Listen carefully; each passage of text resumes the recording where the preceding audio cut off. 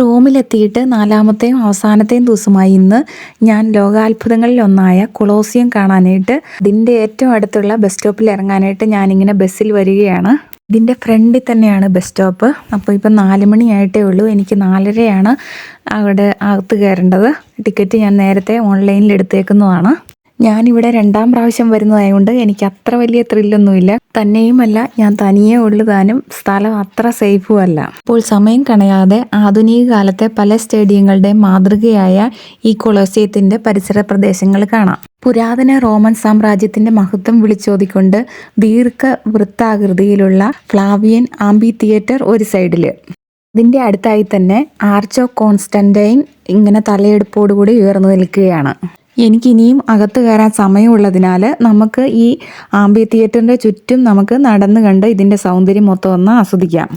ഒന്ന് ഓർത്ത് നോക്കിയേ, ഇതുവരെ നിർമ്മിച്ചതിൽ ഏറ്റവും പുരാതനമായിട്ടുള്ളതും 2000 വർഷം പഴക്കം ചെന്നതിന് ശേഷവും ലോകത്തിലെ ഏറ്റവും വലിയ സ്റ്റാൻഡിംഗ് ആംബി തിയേറ്ററായിട്ട് ഇങ്ങനെ നിൽക്കുകയാണ്. ക്രിസ്തുവിന് ശേഷം 7ാം ദശകത്തിലാണ് ഇത് പണി കഴിപ്പിച്ചത്. അതായത് AD 72 വെസ്പാസിയൻ ചക്രവർത്തിയുടെ കാലത്താണ് കൊളോസിയത്തിന്റെ നിർമ്മാണം ആരംഭിക്കുന്നത്. അദ്ദേഹത്തിന്റെ പുത്രൻ ടൈറ്റസ് ആണ് അത് 80 പൂർത്തിയാക്കിയത്. ഡൊമിനിഷ്യൻ ചക്രവർത്തിയും പിന്നീട് ഇതിൽ ചില മിനുക്കുമുടികൾ നടത്തിയിട്ടുണ്ട്. 50,000 കാണികളെ ഉൾക്കൊള്ളാൻ കഴിയുന്ന ഈ പോരങ്കണം അക്കാലത്ത് നിലനിന്നിരുന്ന ക്രൂര വിനോദമായ ഗാഡിയേറ്റർ മല്ലയുദ്ധത്തിന്റെ വേദിയായിരുന്നു.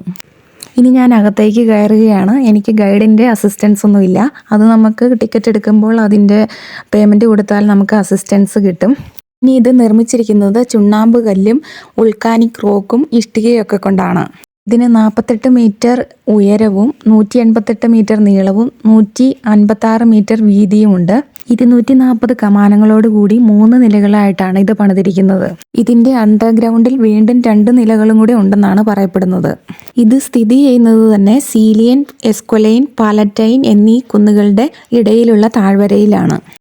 താഴ്ന്ന പ്രദേശമായിരുന്നതുകൊണ്ട് അവർ കനാൽ രൂപത്തിലുള്ള നീർച്ചാലുകൾ ഇതിലൂടെ ഒഴുക്കിയിരുന്നു. ഒരുപക്ഷെ ഈ നീർച്ചാലുകൾ കൂടി ആയിരിക്കാം വന്യമൃഗങ്ങളെ ആഫ്രിക്കയിൽ നിന്ന് കൊണ്ടുവന്നിരുന്നതും അതുപോലെ ജഡങ്ങളും മറ്റുള്ളവ നിർമ്മാർജ്ജനം ചെയ്തിരുന്നതും. ഇതിലേക്കുള്ള പ്രവേശനത്തിനായി 80ഓളം കവാടങ്ങളാണ് ഉണ്ടായിരുന്നത്. അതിൽ 76 എണ്ണവും പൊതുജനങ്ങൾക്കായി കൊടുത്തിരുന്നു. ബാക്കി 4 എണ്ണം പ്രഭുക്കന്മാർക്കും ചക്രവർത്തിമാർക്കുമായിരുന്നു. ഇതിലെ ഇരിപ്പിട സംവിധാനം ക്രമീകരിച്ചിരുന്നത് അവരുടെ സോഷ്യൽ സ്റ്റാറ്റസ് അനുസരിച്ചായിരുന്നു. ഇവിടെ കാണികൾക്ക് നമ്പറിട്ട മൺപാത്ര കഷ്ണങ്ങളുടെ രൂപത്തിലുള്ള ടിക്കറ്റുകളാണ് നൽകിയിരുന്നത്. ഇവിടെ ഗ്ലാഡിയേറ്റർ മത്സരങ്ങൾക്ക് പുറമെ മൃഗവേട്ട, വധശിക്ഷകള്, പ്രശസ്ത യുദ്ധങ്ങളുടെ പുനരാവിഷ്കരണങ്ങൾ, റോമൻ പുരാണങ്ങളെ അടിസ്ഥാനമാക്കിയിട്ടുള്ള നാടകങ്ങൾ, അങ്ങനെ എല്ലാവിധ എന്റർടൈൻമെന്റ് പരിപാടികളും ഇവിടെ നടന്നിരുന്നു. ഇവയൊക്കെ അരങ്ങേറിയിരുന്നത് അരീന അല്ലെങ്കിൽ അരേന എന്ന് പറയുന്ന മണലാൽ മൂടപ്പെട്ട ഒരു തടി കൊണ്ടുള്ള തറയിലായിരുന്നു. അരങ്ങിന്റെ മികച്ച കാഴ്ചകൾ കിട്ടാനായിട്ട് ചക്രവർത്തിമാരും പ്രഭുക്കന്മാരും ഈ അരേനയ്ക്ക് സമാന്തരമായ സ്ഥലങ്ങളിലാണ് ഇരിപ്പിടം ഉണ്ടായിരുന്നത്. അതേ നിരപ്പിൽ തന്നെ സെനറ്റോറിയൽ വിഭാഗത്തിലുള്ള ആൾക്കാർക്ക് വിശാലമായൊരു പ്ലാറ്റ്ഫോം വേറെ ഉണ്ടായിരുന്നു. അവർക്ക് ഇരുന്ന് ഷോയൊക്കെ വിശദമായിട്ട് കാണാനായിട്ട് കസേരകളൊക്കെ വീട്ടിൽ നിന്ന് കൊണ്ടുവരാനുള്ള പെർമിഷൻ ഉണ്ടായിരുന്നു. അതുപോലെ തന്നെ നിന്ന് കാണാനായിട്ടുള്ള സൗകര്യവും ഉണ്ടായിരുന്നു. 5ാം നൂറ്റാണ്ടിലുണ്ടായിരുന്ന ചില സെനറ്റുമാരുടെ പേരുകൾ ഇവിടെ കല്ലിൽ കൊത്തിവെച്ചിട്ടുണ്ടെന്നാണ് പറയപ്പെടുന്നത്. ഞാൻ കണ്ടില്ല. സെനറ്റുമാർക്ക് മുകളിലുള്ള നിര സെനറ്റോറിയൽ അംഗങ്ങളല്ലാത്ത കുലീന വർഗത്തിൽപ്പെട്ടവർക്കുള്ളതായിരുന്നു. മറ്റൊരു നിര സമ്പന്നരായ പൗരന്മാർക്കുണ്ടായിരുന്നതായിരുന്നു. ഏറ്റവും പിറകിലായിട്ട് പെബ്ലിയൻസ് എന്ന് പറഞ്ഞൊരു ഭാഗം ദരിദ്രരായ പൗരന്മാർക്കായി മാറ്റിവെച്ചിരുന്നു. ഇനി അരേന അല്ലെങ്കിൽ അരീനയുടെ താഴ്ഭാഗത്തായി ഹൈപ്പോജിയം എന്നൊരു ഭാഗം ഉണ്ടായിരുന്നു. ഇവിടെയുള്ള അറകളിലാണ് ഗ്ലാഡിയേറ്റർമാരെയും വന്യമൃഗങ്ങളെയും സംരക്ഷിച്ചിരുന്നത്. കൊളോസിയത്തിന് പുറത്ത് നിരവധി സ്ഥലങ്ങളുമായി ഹൈപ്പോജിയം തുരങ്കങ്ങൾ വഴി ബന്ധിച്ചിരുന്നു. ഇതിലൂടെയാണ് കലാകാരന്മാരും വന്യമൃഗങ്ങളും അകത്തേക്ക് പ്രവേശിച്ചിരുന്നത്. റോമൻ സാമ്രാജ്യത്തിലെ ക്രിസ്ത്യാനികളെ പീഡിപ്പിച്ച സമയത്ത് ധാരാളം വിശ്വാസികൾ രക്തസാക്ഷിത്വം വരിച്ച സ്ഥലമാണിത്. എന്നാൽ ഭൗതികമായ തെളിവുകളോ ചരിത്രരേഖകളോ ഇതിനില്ല കേട്ടോ. റോമൻ ദൈവങ്ങളെ ആരാധിക്കാൻ വിസമ്മതിച്ച ക്രിസ്ത്യാനികളെ കുറ്റവാളികളായി ഇവിടെ വധിച്ചിട്ടുണ്ട്. AD 107 അന്ത്യോക്യയിലെ വിശുദ്ധ ഇഗ്നേഷ്യസ് റോമിലെ സിംഹങ്ങൾക്ക് ഭക്ഷണമായിട്ടുണ്ടെന്ന് സഭാചരിത്രം നമ്മളെ പഠിപ്പിക്കുന്നുണ്ട്.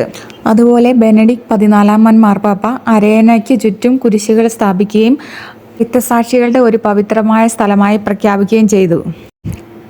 പിന്നെ നമുക്കറിയാവുന്നതുപോലെ എല്ലാ വർഷവും ദുഃഖവെള്ളിയാഴ്ച പോപ്പിന്റെ സാന്നിധ്യത്തിൽ ഇവിടെ കുരിശിന്റെ വഴി നടത്തപ്പെടുന്നുണ്ട്.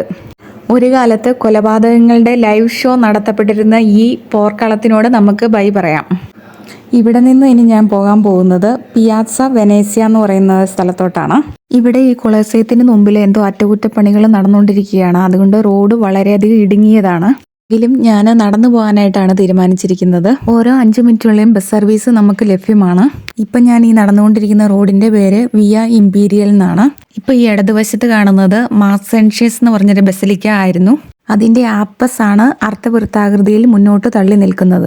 തൊട്ട് ഈ റോഡിന്റെ 2 സൈഡിലും റോമൻ ഫോറത്തിന്റെ അവശിഷ്ടങ്ങൾ നമുക്ക് കാണാൻ സാധിക്കും. അതായത് പുരാതന റോമിന്റെ രാഷ്ട്രീയവും മതപരവും വാണിജ്യപരമായ പ്രവർത്തനങ്ങൾക്കുള്ള കെട്ടിടങ്ങൾ, അതുപോലെ തന്നെ ജുഡീഷ്യൽ പ്രവർത്തനങ്ങൾക്ക് നടത്തിയിരുന്ന സിവിൽ ബസലിക്കകൾ, അങ്ങനെ നിരവധി കാര്യങ്ങളാണ്. അതിന്റെ എല്ലാം ഒരു കേന്ദ്രമായിരുന്നു ഇത്. പുരാതന റോമിന്റെ ഹൃദയമായ ഇതിനെ ലോകത്തിലെ ഏറ്റവും വലിയ മീറ്റിംഗ് സ്ഥലമെന്നും ചരിത്രത്തിലെ തന്നെ ഏറ്റവും സുപ്രധാനമായ മീറ്റിംഗ് സ്ഥലമെന്നും വിളിക്കപ്പെടുന്നു. കാരണം ഇത് പുരാതന റോമിന്റെ ദൈനംദിന ജീവിതത്തിന്റെ ഭാഗമായിരുന്നു. ഘോഷയാത്രകളും പൊതു തെരഞ്ഞെടുപ്പും പൊതുപ്രസംഗങ്ങളും എല്ലാം ഇവിടെ വച്ചായിരുന്നു നടത്തിയിരുന്നത്. ഇതിന്റെ എല്ലാം അവശിഷ്ടങ്ങൾ മാത്രമാണ് ഇവിടെ കാണുന്നത്. ഇന്നും നമ്മളെ അതിശയിപ്പിക്കുന്ന രീതിയിലുള്ള സാംസ്കാരിക സമ്പന്നതയാണ് നമുക്കിവിടെ കാണാൻ സാധിക്കുന്നത്.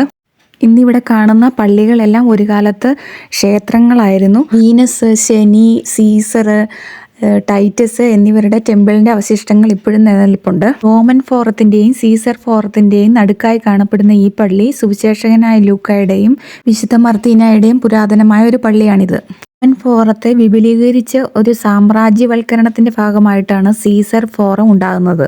സീസർ ഫോറത്തിലെ ജൂലിയൻ വംശത്തിന്റെ സ്ഥാപക ദേവതയായ വീനസ് ജനേട്രിക്സിന്റെ ക്ഷേത്രത്തിന്റെ ബാക്കി പത്രമാണ് നമ്മൾ കണ്ടത്. ഇനി നമ്മൾ ട്രാജൻസ് ഫോറത്തിലോട്ടാണ് കടന്നിരിക്കുന്നത്. ഇത് റോഡിന്റെ മറ്റേ സൈഡിലുള്ളതാണ്. സാമ്രാജ്യത്വ ഫോറങ്ങളിൽ ഏറ്റവും അവസാനത്തേതായിരുന്നു ട്രാജൻസ് ഫോറം. വാസ്തുശില്പിയായ അപ്പോളോ ഡോറസ് ആണ് ഇതിന്റെ നിർമ്മാണത്തിന്റെ നേതൃത്വം വഹിച്ചത്. അങ്ങനെ നമ്മൾ നടന്ന് പിയാസ വെനേസ്യയിലുള്ള വിക്ടർ ഇമ്മാനുവൽ സെക്കൻഡിന്റെ ദേശീയ സ്മാരക കെട്ടിടത്തിന് മുമ്പിലാണ് എത്തിയേക്കുന്നത്. അൾത്താര ദെല പാട്രിയം എന്നും ഇതിനെ വിളിക്കപ്പെടുന്നുണ്ട്. ഇതിനർത്ഥം പിതൃഭൂമിയുടെ ബലിപീഠം എന്നാണ്.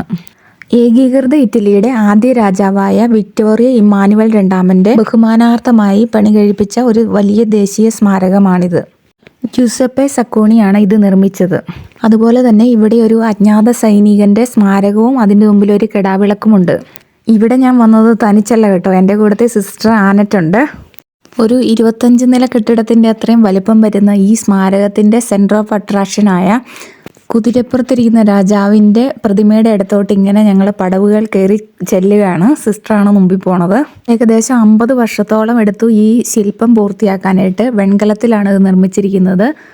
എൻറിക്കോ ചിയാരാദിയായും എമീലിയോ ഗല്ലോറിയുമാണ് ഇതിന്റെ ശില്പികൾ. ഇവിടെയെല്ലാം സഞ്ചാരികളുടെ ഫോട്ടോഷൂട്ട് കേന്ദ്രങ്ങളാണ്. ഇതിൻ്റെ അകത്ത് ഒരു മ്യൂസിയവും വർക്ക് ചെയ്യുന്നുണ്ട്. കൂടുതലും യുദ്ധോപകരണങ്ങളും സ്മാരകങ്ങളും ഒക്കെയാണ് അതിൻ്റെ അകത്തുള്ളത്. അങ്ങനെ ഞങ്ങൾ 3ാമത്തെ നിലയിൽ 196 പടികൾ ചവിട്ടി മേളിലെത്തിയിട്ടുണ്ട്. അവിടെ നിന്ന് താഴോട്ട് നോക്കുമ്പോൾ കാണുന്ന പ്രകൃതി രമണീയമായ കാഴ്ചയാണിത്. ഇത് ഇപ്പോൾ തൊട്ട് താഴെ കാണുന്ന ട്രാജൻസ് ഫോറമാണ്. നമ്മൾ കണ്ടതാണ് താഴെ. ഈ ഫ്ലോറിൽ തന്നെ നല്ലൊരു ബാറുണ്ട് കേട്ടോ. അവിടെ ഞങ്ങളൊരു കോഫി ബ്രേക്ക് എടുക്കാനായിട്ട് തീരുമാനിച്ചിരിക്കുകയാണ്. ഒരുമാതിരി നല്ല തിരക്കുമുണ്ട്. നിങ്ങളിപ്പോൾ വിചാരിക്കും ഞാൻ കപ്പുച്ചീനോ ആയിരിക്കും കുടിക്കുന്നതെന്ന്. അല്ല, ജിൻസെങ് മക്കാത്തോ ആണ് ഞാൻ കുടിക്കുന്നത് കേട്ടോ. ഉച്ച കഴിഞ്ഞതിന് ശേഷം ഇത് 2ാമത്തെ കോഫിയാണ്. അതുകൊണ്ട് കഫയിൻ്റെ അളവ് കുറയ്ക്കാൻ വേണ്ടിയിട്ടാണ് ഞാൻ ഇത് സെലക്ട് ചെയ്തത്. അങ്ങനെ കാപ്പിറ്റോളിൻ കുന്നിൻ മോളിൽ സ്ഥിതി ചെയ്യുന്ന വിക്ടോറിയ സ്മാരകവും നമ്മൾ കണ്ടു കഴിഞ്ഞു. ഇനി ഇങ്ങോട്ട് കയറി വരുന്നതിന് ലിഫ്റ്റ് സർവീസും ഇവിടെ അവൈലബിൾ ആണ് കേട്ടോ. ഇനി നമ്മൾ ഇതിനോട് ചേർന്ന് തന്നെ തൊട്ടടുത്തുള്ള ഒരു ബസിലിക്ക പള്ളിയിലോട്ടാണ് പോകുന്നത്. സ്വർഗത്തിലെ അൾത്താരയിലെ വിശുദ്ധ മേരിയുടെ ബസലിക്ക എന്നാണ് ഇതിനെ പറയുന്നത്.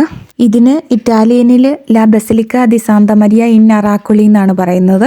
പുരാതന കാലത്ത് ജൂണോ മൊണോറ്റയുടെ ക്ഷേത്രത്തിന്റെ അവശിഷ്ടങ്ങളിൽ നിന്നാണ് ഈ പള്ളി പണിതിരിക്കുന്നത്. ഈ ബസലിക്കായിലോട്ട് കയറി വരാനായിട്ട് 124 സ്റ്റെപ്പുകളാണുള്ളത്. അതുകൊണ്ട് ഇതിനെ സ്കാലാപ്പള്ളി എന്നും പറയാറുണ്ട്. ഇപ്പം ഞാൻ അതിൻ്റെ സെൻറ്റർ നേവിലാണ് നിൽക്കുന്നത്. എത്ര മനോഹരമായിട്ടാണ് ഇത് പണിതേക്കുന്നത് നോക്കിയേ. ഇതിൻ്റെ സീലിംഗ് ആണെങ്കിൽ ഗോൾഡൻ തീമിലാണ്. പിന്നെ വൈറ്റ് കളറിലുള്ള ഭിത്തിയും അതിനെ കൂടുതൽ മനോഹരിതമാക്കുന്നു. ഈ പള്ളിയിലും ഏകദേശം 25ഓളം ചെറിയ കപ്പേളകളുണ്ട്. റെക്കോലിയിലുള്ള അത്ഭുത പ്രവർത്തകനായ ഉണ്ണീശോയുടെ ഈ രൂപം വളരെയധികം ഫേമസ് ആയിട്ടുള്ളതാണ്. സന്താനലബ്ധിക്കായി വളരെയധികം വിശ്വാസികൾ ഇവിടെ വരുന്നുണ്ട്. 25 ചാപ്പലുള്ളതിൽ 11ാമത്തെ നമ്പർ ചാപ്പല് കുട്ടികളുടെ ചാപ്പൽ എന്നാണ് അറിയപ്പെടുന്നത്. 15ാം നൂറ്റാണ്ടിൽ ഗസ്തമൻ തോട്ടത്തിൽ നിന്നുള്ള ഒലിവുമരം കൊണ്ടാണ് കുഞ്ഞേശുവിന്റെ ഈ രൂപം ഉണ്ടാക്കിയിരിക്കുന്നത്. വളരെയധികം അത്ഭുത ശക്തികളുള്ള ഒരു രൂപമാണിത്. ഇനിയും പറയാനാണെങ്കിൽ ഒത്തിരി കാര്യങ്ങളും ഉണ്ട്, കാണിക്കാനും ഒത്തിരി ഉണ്ട്. വീഡിയോ നീണ്ടുപോകുന്നതിനാൽ ഞാനിവിടെ നിർത്തുകയാണ്. നമ്മുടെ പഴയ ബസിലിക്കകളിൽ താരമായിരുന്ന ഹെലേന റാണിയുടെ തിരുശേഷിപ്പുകൾ ഇവിടെ സൂക്ഷിച്ചിട്ടുണ്ട്. ഇറ്റാലിയൻ ഫുട്ബോൾ ഫോർമറായ ഫ്രാഞ്ചെസ്കോ തോത്തിയുടെയും ഇലാറിയ ബ്ലാസിയുടെയും വിവാഹം ഈ പള്ളിയിൽ വെച്ചാണ് നടന്നത്. അങ്ങനെ തിരിച്ച് ഞാൻ റോമിന്റെ ഹൃദയഭാഗത്ത് സ്ഥിതി ചെയ്യുന്ന സെന്റ് ജോസഫ് ക്ലൂണി സിസ്റ്റേഴ്സിന്റെ കോൺവെന്റിൽ എത്തിയിട്ടുണ്ട്. ഇവർക്കിവിടെ അടിപൊളിയായിട്ടുള്ള ഹോളിഡേ ഹൗസസ് ആണുള്ളത്. ഇനി റോസാ മിസ്റ്റിക്ക മാതാവിൻ്റെ വീഡിയോയുമായി അടുത്ത വീഡിയോയിൽ നമുക്ക് കാണാം. Thanks for watching.